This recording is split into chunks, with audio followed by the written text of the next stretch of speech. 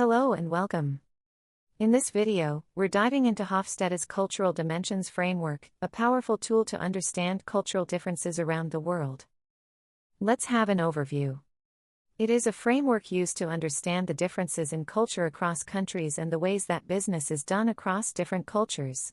In other words, the framework is used to distinguish between different national cultures, the dimensions of culture, their impact on etiquette, and to facilitate communication in areas ranging from business to diplomacy.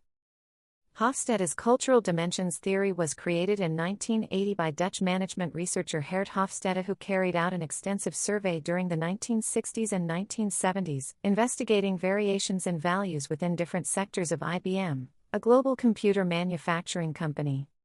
The study comprised over 100,000 employees from 50 countries across 3 regions. There are 6 dimensions: Power Distance Index, Individualism versus Collectivism, Masculinity versus Femininity, Uncertainty Avoidance Index, Long-term Orientation versus Short-term Normative Orientation, Indulgence versus Restraint. First, let's talk about the Power Distance Index, or PDI. The Power Distance Index considers the extent to which inequality and power are tolerated. It is of 2 types: High Power Distance Index and Low Power Distance Index. A High Power Distance Index indicates that a culture accepts inequity and power differences, encourages bureaucracy, and shows high respect for rank and authority. An example is Malaysia. It scores high on PDI, meaning that there is a significant acceptance of a hierarchical order where everyone has a place that needs no further justification. Subordinates are less likely to challenge or question authority figures, and there's a clear distinction between levels of hierarchy. A Low Power Distance Index indicates that a culture encourages flat organizational structures that feature decentralized decision-making responsibility, a participative management style, and an emphasis on power distribution. An example is Denmark. It scores low on PDI. Danish culture promotes equality and democratic decision-making processes. Employees in Danish companies feel more empowered to participate in discussions and question their superiors. Next, we have individualism versus collectivism. The individualism versus collectivism dimension considers the degree to which societies are integrated into groups and their perceived obligations and dependence on groups. In individualistic societies, the emphasis lies on personal achievement and rights, prioritizing the needs of oneself and one's immediate family. An example can be of the United States. The United States scores high on individualism. American culture emphasizes individual rights, personal success, and self-sufficiency. People often prioritize their own goals over those of the group. Collectivism indicates that there is a greater importance placed on the goals and well-being of the group.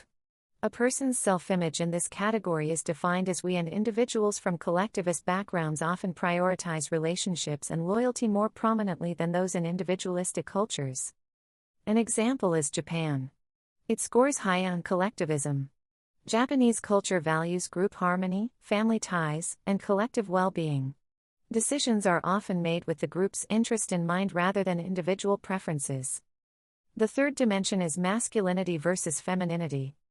This dimension looks at the distribution of roles between genders and the value placed on traditionally male or female values. Masculinity emphasizes competitiveness, ambition, and material success, while femininity prioritizes quality of life, relationships, and care for others.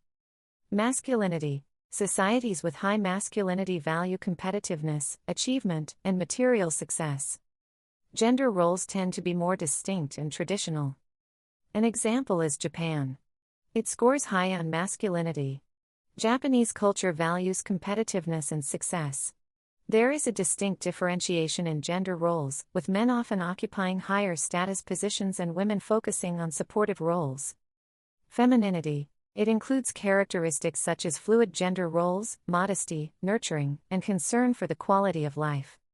A high femininity score suggests that traditional feminine gender roles hold significant value within that society. An example is Sweden. It scores high on femininity. Swedish culture emphasizes work-life balance, care for the environment, and gender equality. Both men and women share roles in professional and domestic spheres more equally. Now, let's discuss the Uncertainty Avoidance Index, or UI. The Uncertainty Avoidance Index, UAI, measures the extent to which members of a culture feel threatened by ambiguous or unknown situations. It reflects how comfortable a culture is with uncertainty and change. It is of two types: high uncertainty avoidance and low uncertainty avoidance. High uncertainty avoidance means societies with high UI prefer structured conditions and clear rules to minimize uncertainty. People are more risk-averse and tend to avoid ambiguity. An example is Greece. It scored high on UI. Greek culture values detailed planning, strict regulations, and security in life. There is a strong preference for clear guidelines and stability. Low uncertainty avoidance. Societies with low UI are more comfortable with ambiguity and change. People are more entrepreneurial and open to taking risks. An example is Singapore. It scores low on UI. Singaporean culture is more adaptable to change and innovation. There is a higher tolerance for taking risks and embracing new ideas. The fifth dimension is long-term orientation versus short-term normative orientation. This dimension refers to the degree to which a society maintains links with its past while dealing with the challenges of the present and future. Long-term orientation emphasizes future rewards and perseverance, whereas short-term orientation focuses on traditions and immediate results. Long-term orientation. Societies with long-term orientation value perseverance, thrift, and adapting to changing circumstances. Future rewards are emphasized over short-term benefits. An example is China. It scores high on long-term orientation. Chinese culture values persistence, thrift, and long-term planning. There is a strong focus on future outcomes and the importance of steady, sustained efforts over time. Short-term orientation. Societies with short-term orientation value traditions, social obligations, and immediate results. There is a focus on quick outcomes and respect for the past. An example is the United States. It scores low on long-term orientation. American culture emphasizes innovation, quick results, and respect for traditions. There is a tendency to prioritize immediate benefits over long-term planning. Lastly, we have indulgence versus restraint. This dimension measures the degree to which a society allows relatively free gratification of basic and natural human desires related to enjoying life and having fun. Indulgence emphasizes a free, spontaneous way of living, while restraint focuses on controlling gratification and regulating behavior through social norms. Indulgence. Societies with high indulgence allow relatively free gratification of basic and natural human drives. People tend to be more optimistic, have a positive attitude, and place a higher value on leisure. An example is Mexico. It scores high on indulgence. Mexican culture emphasizes enjoying life, festivities, and leisure activities. There is a focus on living life to the fullest and prioritizing happiness. Restraint. Societies with high restraint regulate the gratification of needs through strict social norms. People tend to be more cynical and place less emphasis on leisure and enjoyment. An example is Russia. It scores high on restraint. Russian culture emphasizes self-discipline, control, and adherence to social norms. There is less focus on leisure and more on fulfilling duties and responsibilities. Conclusion.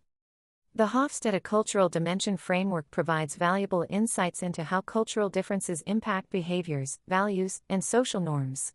Understanding these dimensions can help individuals and organizations navigate cross-cultural interactions more effectively, fostering better communication and collaboration in a globalized world. By recognizing and respecting these cultural differences, businesses can improve their international strategies and build more inclusive and harmonious environments. Hope this helps you all. Do like, comment, share, and subscribe.